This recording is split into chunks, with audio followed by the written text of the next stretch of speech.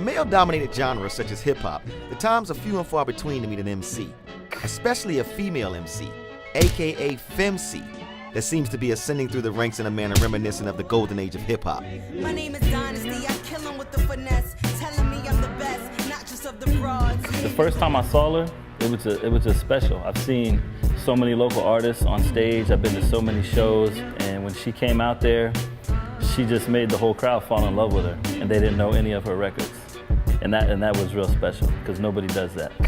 A native of Queens, New York that now calls the city of Tampa, Florida home, from your first listen to the words she speaks, you get a sense that something here is special, and that it has been special since she first fell in love with this thing called hip-hop. When I hit the stage, and I felt that connection early on, 14, 15 high school talent shows with the audience, it was something that I knew I just couldn't shake. While knowing that she couldn't shake this crush that she had for the art form, it wasn't until EPMD introduced the world to Das EFX that DY began to take her gift a little more seriously. Das EFX is probably a pivotal moment for me as far as hip-hop. They came out, I needed every Das EFX tape, I was all about them. But like most MCs today, she had a very different musical upbringing. It's funny because as a kid, I wasn't a big hip-hop head. As a young child, I was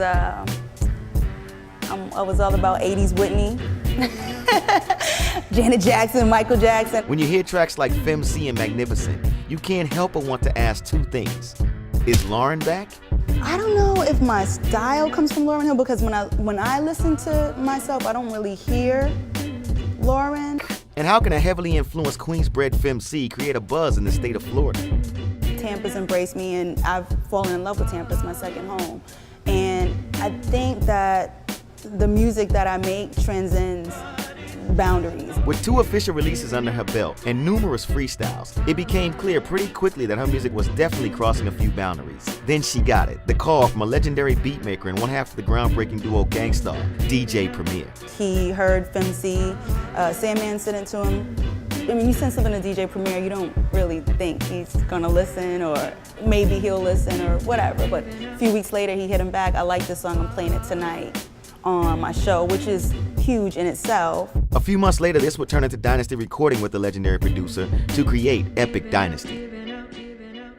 I'm from the city that never sleeps, so you know I stay up when I rock, leave 'em. You can do all the shows open for who you want, but to get a spin on major radio is huge for a local artist. It's just been crazy ever since. So what does the future hold for Epic Dynasty? I want to be on tour. I need to get out. I need to be touring this country. I need to be touring this world. Right now, my heart is set on rocking stages.